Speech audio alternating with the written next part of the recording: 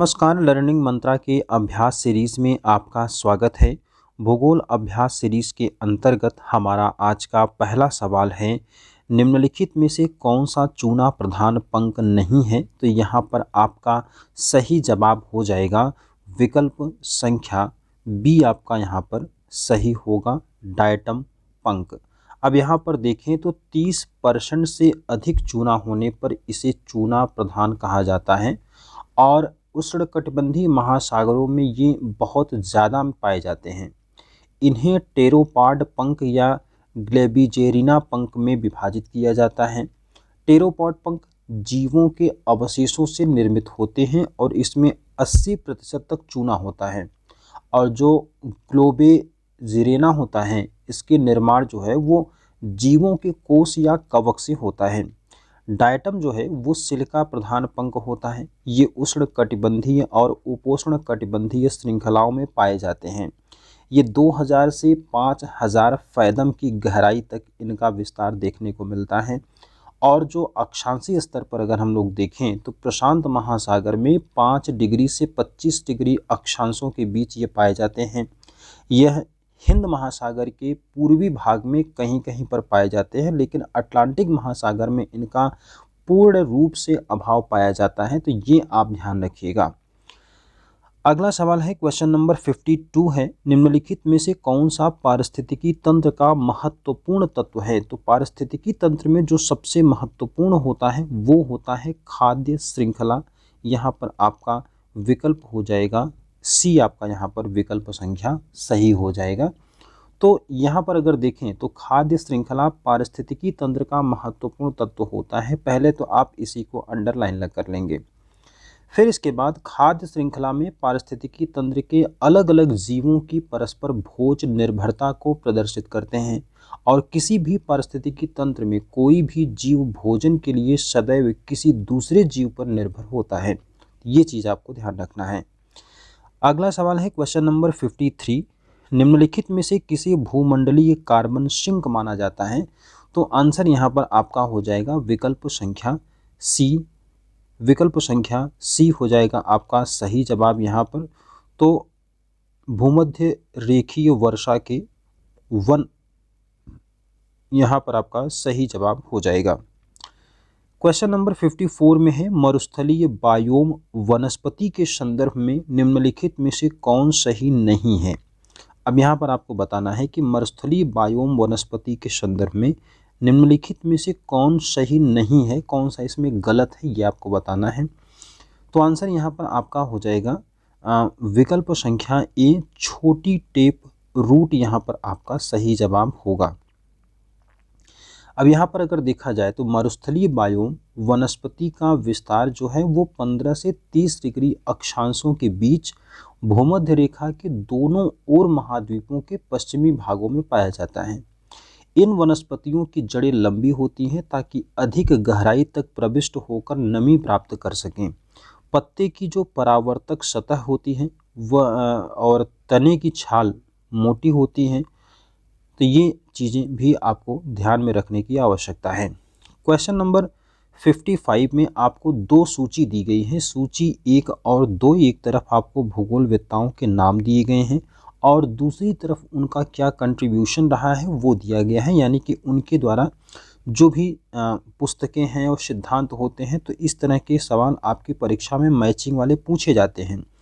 अब यहाँ पर आपको कूट की सहायता से सही जवाब अपना देना है। तो आंसर यहाँ पर हो जाएगा आपका विकल्प संख्या ए, आपका यहाँ पर सही हो जाएगा, जिसमें आपको जो मैचिंग करवाएंगे तो ये वाला आंसर आपको सही लगाना है। ठीक है।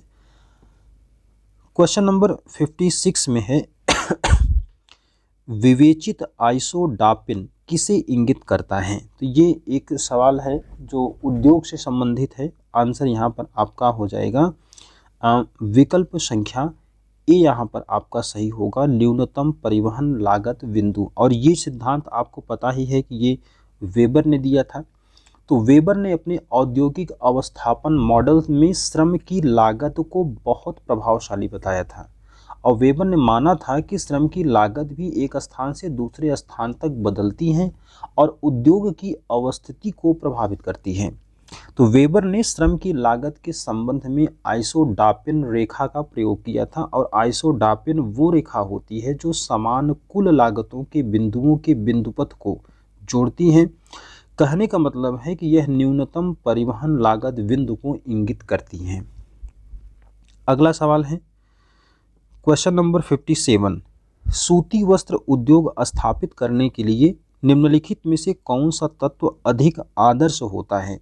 अब आपको मैंने जब क्लास में पढ़ाया था तो वहाँ पर भी आपको बताया था। तो देखिए इसको, सूती वस्त्र उद्योग स्थापित करने के लिए निम्नलिखित में से कौन सा तत्व अधिक आदर्श माना जाता है, यानी कि किसको ज़्यादा महत्ता दी जाती है। तो सही जवाब यहाँ पर हो जाएगा आपका विकल्प संख्या ए, यहाँ पर सही होगा बाजार से निकटता। अब सूती वस्त्र उद्योग स्थानीकरण में निम्न आदर्श तत्व आवश्यक होते हैं। अब इसमें देखिए, जैसे कच्चे माल की उपलब्धता है, बाजार की निकटता है, पूंजी है, बंदरगाह, कुशल श्रमिक हैं। लेकिन इनमें से बाजार की उपलब्धता जो है वो सबसे ज़्यादा महत्वपूर्ण होती है। भारत में सूती वस्त्र उत्पादक प्रमुख राज्यों की अगर हम लोग बात कर लें तो महाराष्ट्र का सोलापुर, पुणे, नागपुर, वर्धा, अमरावती है। गुजरात में इसके बाद देखेंगे तो वडोदरा है, सूरत है, भरूच है, राजकोट, भावनगर, पोरबंदर। तमिलनाडु में देखेंगे तो कोयम्बटूर है, चेन्नई, मदुरई है। उत्तर प्रदेश में देखेंगे तो कानपुर है, मिर्ज़ापुर में भी होता है। तो इस तरह से चीज़ें आपको देखने को मिल जाती हैं। हालांकि मिर्ज़ापुर में कालीन का उद्योग ज़्यादा विकसित है। अगला सवाल है 58 नंबर पे, निम्नलिखित में से किसने सस्य संयोजन विधि का सबसे पहली बार प्रयोग किया था। तो आंसर यहाँ पर हो जाएगा आपका विकल्प संख्या सी सही होगा, वीवर ने। तो ये आंसर आप लगा लेंगे। अब इसमें देखेंगे तो वीवर ने शस्त्र संयोजन विधि का विकास किया था। 1934 में जीसी वीवर ने मध्य पश्चिम संयुक्त राज्य अमेरिका में फसल संयोजन क्षेत्रों में इस विधि का प्रयोग किया, और वीवर ने अपने अध्ययन में प्रत्येक फसल द्वारा अधिकृत कुल शस्य भूमि के क्षेत्र के प्रतिरूप को परिकलित किया था, यानी कि उसको मापा था। क्वेश्चन नंबर 59 में है। यहाँ पर फिर से आपको लेखकों के नाम वगैरह शब्द दिए गए हैं। यहाँ पर आपको कूट की सहायता से अपना आंसर बताना है, इनका क्रम आपको बताना है, ठीक है। तो इसके क्रम में अगर आप देखेंगे तो आंसर तो आपका यहाँ पर हो जाएगा ए वाला सही होगा। आंसर यहाँ पर आपका ए सही हो गया। सबसे पहले कौन है, हेरोडोटस हैं, फिर इराटोस्थनीज हैं, फिर स्ट्रैबो हैं, उसके बाद टॉलेमी हैं। अब यहाँ पर ध्यान से चीज़ों को समझिएगा। लेखकों का सही क्रम आपको पता हो गया, लेकिन इनसे संबंधित कुछ महत्वपूर्ण बातें और हैं जिसको जान लेना आपके लिए आवश्यक है। हेरोडोटस जो हैं वो 484 ईसा पूर्व से 425 ईसा पूर्व में हैं। अब इनको जो है इतिहास का पिता कहा जाता है। इन्होंने विश्व भूखंड को 3 महाद्वीपों में विभाजित किया था, जिसमें यूरोप था, एशिया था और लीबिया था। इराटोस्थनीज जो हैं वो 276 ईस्वी से लेकर के 194 ईसा पूर्व थे। इन्होंने जियोग्राफिया नामक ग्रंथ की रचना किया था, और इन्होंने सबसे पहले जियोग्राफिया नामक शब्द का प्रयोग भी किया।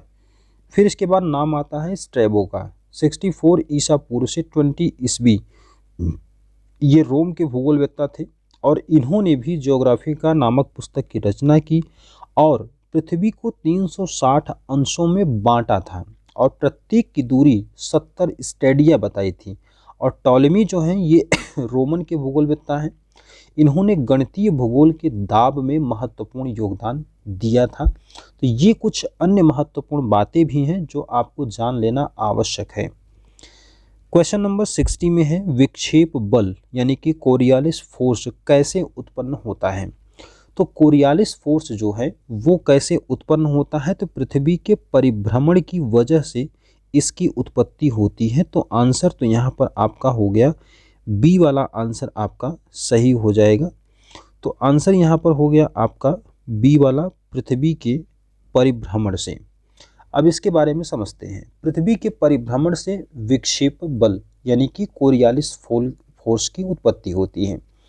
धरातल पर प्रवाहित होने वाली जो हवाएं हैं उनकी दिशा वायु दाब और पृथ्वी की घूर्णन गति द्वारा निर्धारित होती है। यानी कि पृथ्वी पर जिस भी प्रकार की हवा का प्रवाह होता है वो मुख्य तौर पर दो चीज़ों से ये डिसाइड होता है।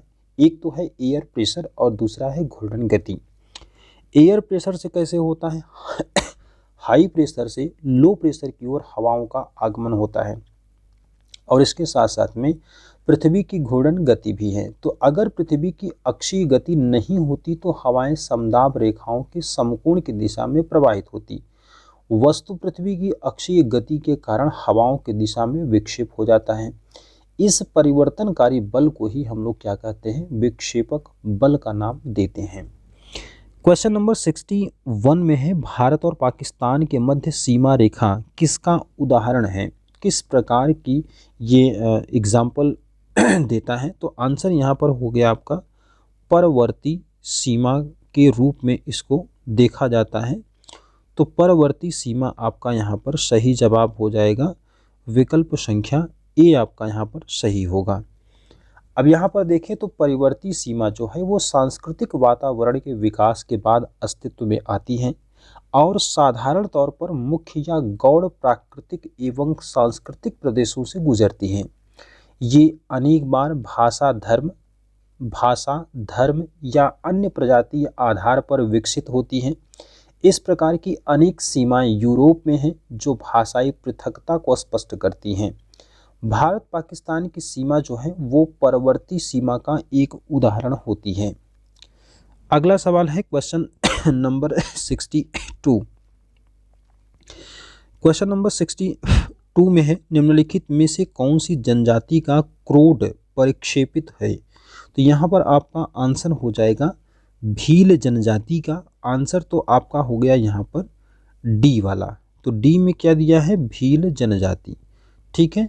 अब यहाँ पर भील जनजाति का क्रोध परिक्षेपित है। भील जनजाति का निवास क्षेत्र मध्य प्रदेश, राजस्थान और गुजरात में होता है। पहले की बात करें तो उस समय भील लोग जो है वो अधिकांशतः पशुचारण, वनों की उपज और आखेट यानी कि शिकार पर निर्भर करते थे, लेकिन अब जो है ये अस्थाई खेती भी करने लगे हैं। तो यानी कि इनमें भी अब डेवलपमेंट होने लगा है। 63 में देखिए क्या है कि अल्फ्रेड वेबर के अनुसार उद्योग का अवस्थापना मुख्यतः निर्धारित होता है। किससे निर्धारित होता है? इन्होंने किसको ज़्यादा महत्व दिया है? तो आंसर आपका हो जाएगा इस यहाँ पर परिवहन लागत पर इन्होंने ज़्यादा फोकस किया था। तो आंसर हो गया आपका सी वाला परिवहन लागत। क्वेश्चन नंबर 64 में यहाँ पर उद्योग और केंद्र दिया गया है, तो इसको ज़्यादा करके आपको रटने की आवश्यकता है। हाँ, यहाँ पर आप इसको मैच करवा लेंगे तो आंसर आपका मिल जाएगा लोहा और इस्पात जो है वो पिट्सबर्ग अमेरिका में। पोत निर्माण के लिए प्रसिद्ध है कनाडा का मॉन्ट्रियल। इलेक्ट्रॉनिक सामानों के लिए ताइपेई हैं ताइवान। और फिर ऑटोमोबाइल के लिए हैं ट्यूरिन इटली का। तो इस प्रकार से आपका सही आंसर हो जाएगा विकल्प संख्या बी यहाँ पर आपका सही होगा। तो बी में क्या है? 4 3 2 1 आपका सही होगा। 65 में है, निम्नलिखित घास के मैदानों में से कौन गेहूं की खेती के लिए अनुपयुक्त है? तो गेहूं की खेती के लिए कौन अनुपयुक्त है? तो यहाँ पर आपका सही आंसर हो जाएगा विकल्प संख्या सी सवाना। ठीक है। सवाना शुष्क और अर्ध शुष्क क्षेत्र होता है जहाँ पर मुख्य तौर पर व्यापारिक पशुपालन विकसित हुआ है। अफ्रीका के सवाना प्रदेश, ओरिनियो की घाटी, केलानोच और ब्राज़ील में कंपोज और ग्रान चाको और ऑस्ट्रेलिया के उत्तरी भाग में भी पशुपालन होता है। तो इस तरह से इन क्षेत्रों में अगर देखा जाए तो गाय बैल ज़्यादा पाले जाते हैं, लेकिन यहाँ पर घासें जो है लंबी और कड़ी होती हैं, जबकि डाउन्स, स्टेपेज, प्रेरीज, शीतोष्ण घास के मैदानों में व्यापारिक कृषि अधिक उन्नति अवस्था में होती हैं। अगला सवाल है 66, क्रिवाय रॉग का प्रसिद्ध लौह अयस्क क्षेत्र कहाँ पर है? तो आंसर होगा आपका ये यूक्रेन में है। सही जवाब हो जाएगा विकल्प संख्या सी। क्वेश्चन नंबर 67 में है, एनालिटिकल ह्यूमन जियोग्राफी के लेखक कौन है? तो सही जवाब हो जाएगा आपका विकल्प संख्या डी, पीटर एम्ब्रोज। आंसर क्या हो जाएगा? पीटर एम्ब्रोज आपका सही जवाब हो जाएगा। 68 में है, मानसिक मानचित्र अध्ययनों को प्रोत्साहित किया गया किसके द्वारा? तो ये किया गया है व्यवहार परक भूगोल द्वारा। सही जवाब हो जाएगा विकल्प संख्या ए यहाँ पर हो जाएगा। नंबर 69 में है, क्षेत्रीय विसरण मॉडल के अग्रदूत थे। तो सही जवाब हो जाएगा आपका विकल्प संख्या डी, टी इस हैगरस्ट्रैंड। 70 में है, निम्न में से कौन उष्णकटिबंधीय मरुस्थल नहीं है? तो उष्णकटिबंधीय मरुस्थल कौन नहीं है? तो आंसर आपका हो जाएगा यहाँ पर गोबी का मरुस्थल। विकल्प संख्या सी आपका यहाँ पर सही हो जाएगा। गोबी मरुस्थल जो है वो मंगोलिया के दक्षिण पूर्वी भाग में स्थित है और यह एक प्रकार का शीतोष्ण मरुस्थल है। इसके पश्चिमी भाग में पर्वत श्रेणियाँ, दक्षिणी भाग में उपजाऊ घाटियाँ और वनों से ढके हुए होंगचान हैंटीन पर्वत हैं। अटाकामा दक्षिण अमेरिका की उष्ण मरुस्थल है जो चिली देश में स्थित है। अरेबिया जो है वो अरब देश में फैला मरुस्थल है। कालाहारी आप जानते हैं कि अफ्रीका में फैला है और यह एक उष्ण मरुस्थल है जो नामीबिया और बोत्सवाना में भी इसका विस्तार देखा जाता है। क्वेश्चन नंबर 71 जो है वो अच्छा सवाल है। आपको मैचिंग में इस तरह के क्वेश्चंस पूछे जाते हैं तो आंसर यहाँ पर आप इसको नोट कर लीजिएगा। विकल्प आपका यहाँ पर बी वाला सही होगा। सुमिलित नहीं है आपको बताना है। तो ब्रेक फिल्डर जो है इन्होंने फ्रांस में दिया है जबकि ये ऑस्ट्रेलिया में होता है। ये कहाँ पर होता है? तो ये ऑस्ट्रेलिया में होता है। इसको आप नोट कर लीजिएगा। फिलहाल के लिए आपको मैं बता दूं कि ब्लिज़र्ड जो है वो कनाडा में ही है। ब्रेक फिल्डर जो है यही आपका गलत था, तो ये ऑस्ट्रेलिया में है। हरमेटन जो है वो नाइजर में है और पैम्पर्स जो है वो अर्जेंटीना में है। चलिए 72 में है, निम्न महाद्वीपों को उनके क्षेत्रीय आकार के आरोही क्रम में व्यवस्थित कीजिए और नीचे दिए गए कूट से सही उत्तर का चयन कीजिए। तो यहाँ पर आपको महाद्वीपों का क्षेत्र के आधार पर आपको क्रम इनका बताना है। तो सही जवाब यहाँ पर हो जाएगा आपका विकल्प संख्या सी आपका सही होगा। सी का मतलब हो गया कि पहले 2 आएगा, फिर 3 आएगा, फिर 1 और उसके बाद 4 आएगा। ठीक है। 73 में है कि निम्नलिखित में कौन सा युग्म सुमेलित है? तो यहाँ पर आपको सुमेलित वाला बताना है। तो सुमेलित कौन सा है इसमें? ये है ब्लैक फॉरेस्ट, जर्मनी में है। इसके अलावा जो है वो पेनाइन्स जो है वो ब्रिटेन में है। फिर सियरा नेवादा जो है स्पेन में है और वासेस जो है वो फ्रांस में है। 74 में है, निम्न सूची 1 और 2 को मैच करवाना है। तो मैच करवाने के बाद इसको आप ध्यान से पढ़ लीजिएगा। मैच करवाएंगे तो आपका जो सही जवाब होगा वो होगा विकल्प संख्या यहाँ पर डी आपका सही हो जाएगा। डी का मतलब है 3142। क्वेश्चन नंबर 75 में है, निम्नलिखित में से कौन सा युग्म सुमेलित है? यहाँ पर आपको मैच्ड बताना है। तो सुमेलित कौन सा है? तो ये सुमेलित है यहाँ पर विकल्प संख्या आपका बी वाला सही होगा। विकल्प संख्या बी आपका सही होगा, सिद्रा की खाड़ी लीबिया में। ठीक है। तो सिद्रा की खाड़ी लीबिया में ये आपका सही जवाब हो जाएगा विकल्प संख्या बी। अब इसके बाद मैं आपको अन्य चीज़ों को भी बता दूं। तो कारपेंट्रिया की खाड़ी जो है वो ऑस्ट्रेलिया के साथ मैच करेगी। सिद्रा की खाड़ी जो है वो लीबिया में है ही, तो सुमेलित ही आपको बताना था। इसके अलावा जो हैं सभी गलत हैं। तो पोहाई की खाड़ी जो है वो कंबोडिया में है, इसका पुराना नाम कंपुचिया होता है। और फिर टोगकिक की खाड़ी है, ये वियतनाम में है। तो इस तरह से आपका सही जवाब जो है वो हो जाएगा विकल्प संख्या बी। क्वेश्चन नंबर 76 में है, दक्षिण एशिया के निम्न देशों को उनके जनसंख्या घनत्व के अवरोही क्रम में व्यवस्थित करिए और सही उत्तर के लिए चयन को हेतु कूट का उपयोग करना है। ठीक है, कूट की सहायता से आपको बताना है। तो यहाँ पर आपका जो सही जवाब होगा वो होगा विकल्प संख्या सी आपका यहाँ पर सही हो रहा है। पहले 2 आएगा, फिर उसके बाद 1 आएगा, फिर 4 आएगा, यानी कि 3 आएगा। मतलब इसका होगा कि सबसे पहले बांग्लादेश आएगा, फिर भारत आएगा, फिर श्रीलंका आएगा, उसके बाद पाकिस्तान। चलिए अगला है 77 में, विश्व में यूरेनियम का बृहत्तम भंडार कहाँ पाया जाता है। देखिए ऐसे सवालों के लिए मैंने आपको हमेशा कहा है कि डाटा जो है वो आप एग्ज़ाम से कुछ दिन पहले ही पढ़िए तो ज़्यादा बेहतर रहेगा। फ़िलहाल के लिए आंसर इसमें आपको लगाना होगा ए वाला, ऑस्ट्रेलिया। 78 में, विश्व में लौह अयस्क के 3 अग्रणी उत्पादक पूछे गए हैं। तो यहाँ पर भी अभी आपको कोई बहुत करने की आवश्यकता नहीं है, बट यहाँ पर आप लगाएंगे आंसर ब्राज़ील, चीन और ऑस्ट्रेलिया को। 79 में है, सिनाई प्रायद्वीप कहाँ पर है। तो सिनाई प्रायद्वीप जो है वो मिस्र में है। आंसर यहाँ पर आपका हो जाएगा ए। 80 में है, प्रधान मध्याह्न रेखा और विषुवत रेखा एक दूसरे को जिस बिंदु पर काटती हैं वो कहाँ पर स्थित है। तो ये सवाल भी कई बार आपसे पूछा गया है। आंसर यहाँ पर आपका हो जाएगा ए वाला, उत्तरी अटलांटिक महासागर में। फिर इसके बाद आपको अगले सवाल में राजधानी और देश पूछा गया है, तो इसको आप मैच करवा लीजिएगा, सही जवाब आपको मिल जाएगा। 82 की हम लोग बात करते हैं, तो दक्षिण अमेरिका का एकमात्र महाद्वीप पार रेल मार्ग को जोड़ता है, तो उसके लिए आपका सही आंसर हो जाएगा विकल्प संख्या सी, ब्यूनस आयर्स को वालपरेजो से जोड़ता है।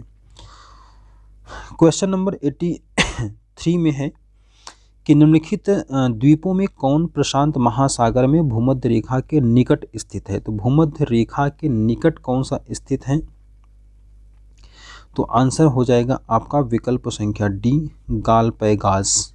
क्वेश्चन नंबर 84 में है, ग्रेट आर्टेजियन बेसिन कहाँ पर है। तो ग्रेट आर्टेजियन बेसिन जो है वो ऑस्ट्रेलिया में स्थित है। आंसर यहाँ पर आपका हो जाएगा ऑस्ट्रेलिया, विकल्प संख्या बी। 85 में देखिए, ऑस्ट्रेलिया का ब्रोकन हिल खनन के लिए प्रसिद्ध है। किसके लिए प्रसिद्ध है, तो ये प्रसिद्ध है सभी के लिए, इसमें से देखा जाएगा तो यानी कि इसमें से चांदी के लिए भी प्रसिद्ध है, ये जस्ता के लिए भी है और शीशा के लिए भी है, तो सही सभी इसमें सही होंगे। 86 में है, विश्व में चांदी का सबसे बड़ा उत्पादक है। तो मैक्सिको आप इसमें लगा लीजिए, बट इसमें जो भी रहेगा ये करंट अपडेट आपको करना होगा। क्वेश्चन नंबर 87 में है, निम्नलिखित युग्मों में से कौन सुमेलित है। तो यहाँ पर कौन सुमेलित है ये आपको बताना है। तो 87 में आपका सही जवाब हो जाएगा विकल्प संख्या बी, आपका यहाँ पर सही हो जाएगा। तो बी का मतलब है टोरंटो, ओंटारियो से। ठीक है, अब यहाँ पर देख लीजिए कि डुलूथ जो है वो सुपीरियर झील के पास है, टोरंटो ओंटारियो, मिल्वाकी जो है वो मिशिगन के किनारे है, और फिर डेट्रॉयट जो है वो इरी झील के किनारे हैं। अगला सवाल है, निम्नलिखित में से कौन सा देश विश्व में भूतापीय ऊर्जा का सबसे बड़ा उत्पादक है। तो भूतापीय ऊर्जा का जो सबसे बड़ा उत्पादक देश है वो आपका हो जाएगा संयुक्त राज्य अमेरिका, विकल्प संख्या यहाँ पर आपका सी सही हो रहा है। अगला सवाल है, देखिए ये भी आपको डाटा सब हैं ये, तो डाटा वाले सवालों को अभी थोड़ा सा बचिए, एग्ज़ाम जब आपका नज़दीक आएगा तब डाटा पर हम लोग बात करेंगे। 89 में है आपके लिए कि निम्नलिखित में से कौन सी पर्वत श्रेणी पामीर गांठ से नहीं निकलती है। तो पामीर गांठ से कौन नहीं निकलती है, तो ये है यहाँ पर खिंगन जो है वो पामीर गांठ से नहीं निकलती। अगला सवाल है यहाँ पर 90 में सूची को मिलाना है 1 और 2 को, तो सूचियों को जब मिलाएंगे तो आपका सही जवाब हो जाएगा विकल्प संख्या सी, यहाँ पर आपका सही होगा। ठीक है, सी में क्या है कि पहले आपको 4 मिलेगा, फिर 3 मिलेगा, फिर 2 मिलेगा, उसके बाद 1, यानी कि घाटी नगर देहरादून, संगम नगर टेहरी, गेट नगर ऋषिकेश और कटक नगर मसूरी कहा जाता है। अगला सवाल 91 में है, निम्नलिखित में कौन सा युग्म सुमेलित नहीं है। तो यहाँ पर आपको कौन सा मिसमैच है ये आपको बताना है। आंसर आपका हो जाएगा विकल्प संख्या बी, पाप घनी सीरीज निचला विंध्य। अगला सवाल 92 में है, निम्नलिखित में से कौन सा प्रायद्वीपीय भारत के पूर्वी पठार भूम्याकारिकी प्रदेश का भाग है। तो आंसर आपका हो जाएगा गढ़जात पहाड़ियाँ, विकल्प संख्या सी। नंबर 93 में आपसे पूछा गया है कि कृष्णा नदी से संबंधित निम्न कथनों को पढ़िए और नीचे दिए गए कूट से सही उत्तर चुनिए। तो ये सारी की सारी बातें कृष्णा नदी से संबंधित हैं, इसको आप पढ़ लीजिएगा। सही आंसर जो है आपको कूट की सहायता से देना है। तो आंसर यहाँ पर आपका सही हो जाएगा डी वाला विकल्प, यानी कि 2 और 4 इसमें सही रहेंगे। अगला है 94 में छत्तीसगढ़ के अधिकांश भाग की विशेषता क्या है। तो छत्तीसगढ़ के अधिकांश भाग में जो विशेषता पाई जाती है वो होती है लाल मिट्टी, यानी कि रेड सॉइल का यहाँ पर एक्सटेंशन पाया जाता है। नंबर 95 में है निम्नलिखित में से कौन सा युग्म सुमेलित नहीं है। तो बोंगाईगांव इंजीनियरिंग के लिए नहीं बल्कि पेट्रो रसायन के लिए हैं, और इसके बाद सभी यहाँ पर सही सुमेलित हैं। तो आंसर यहाँ पर हो जाएगा आपका विकल्प संख्या ए बोंगाईगांव। चूँकि ये बोंगाईगांव जो है वो इंजीनियरिंग के लिए नहीं है बल्कि ये किसके लिए है, तो ये है पेट्रो रसायन के लिए, इंजीनियरिंग नहीं बल्कि ये है पेट्रो रसायन के लिए। ठीक है, इसको आप ध्यान रखिएगा। 96 में है निम्नलिखित कथनों में कौन सही नहीं है। तो इसमें गलत कथन कौन सा है ये आपको बताना है। आंसर यहाँ पर आपका हो जाएगा विकल्प संख्या ए वाला सही होगा, तिस्ता नदी गंगा की सहायक है, क्योंकि ये गलत है। तिस्ता नदी ब्रह्मपुत्र की सहायिका है।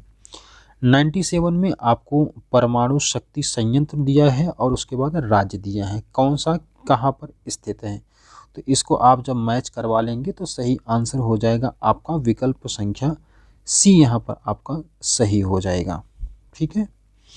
98 में है निम्नलिखित पर्वत श्रेणियों को उत्तर से दक्षिण क्रम में व्यवस्थित करिए और कूट से सही आंसर दीजिए। तो ये भी आपको देख लेना है, मैप में आप इसको देखेंगे तो ज़्यादा आपको क्लियर होगा। और फिर यहाँ पर आंसर जो है वो आपका सही हो जाएगा विकल्प संख्या सी, यहाँ पर आपका सही हो जाएगा 2431।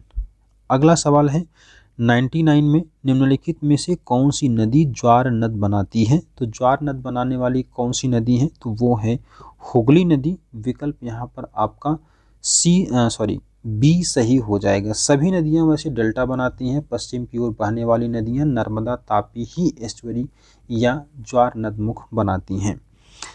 तो इसमें आंसर आपका बी वाला हो जाएगा, ज्वार नद बनाती हैं। तो ज्वार नदमुख बनाने वाली नदी हो जाएगी हुगली। अगला सवाल है और आखिरी सवाल रहेगा आज के अभ्यास सीरीज में, निम्नलिखित पत्तनों में किसके पास प्राकृतिक पोताश्रय नहीं है। तो सही जवाब हो जाएगा आपका सी वाला, यानी कि मुंबई के पास नहीं है। आंसर यहाँ पर आप सी लगाएंगे। चेन्नई दक्षिण भारत का आंसर इसमें सी हो जाएगा। चेन्नई दक्षिण भारत का एक प्रमुख बंदरगाह है जिसका पृष्ठीय क्षेत्र की अगर हम लोग बात करते हैं तो तमिलनाडु, दक्षिणी आंध्र प्रदेश, पूर्वी हेक्टेयर जितने भी क्षेत्र हैं जो आसपास के क्षेत्र हैं, खास करके तमिलनाडु, आंध्र प्रदेश। फिर उसके बाद यहाँ से देखा जाए तो लौह अयस्क, खाद्यान्न, चमड़ा, हल्दी, तंबाकू, अभ्रक, चीनी, लकड़ी, मूंगफली, नारियल, ये सभी यहाँ से निर्यात होते हैं। और इंजीनियरिंग के सामान, पेट्रो रसायन, कोयला, खाद्य तेल, उर्वरक, कपास और लौह अयस्क, इन सभी का आयात किया जाता है। ठीक है, तो इस तरह से आपको परीक्षाओं में सवाल पूछे जा सकते हैं। आज हम लोगों ने इस अभ्यास सीरीज में 50 क्वेश्चंस की बात किया है। अगले वीडियो में हम लोग इसके आगे की चर्चा करेंगे। तब तक के लिए जय हिंद।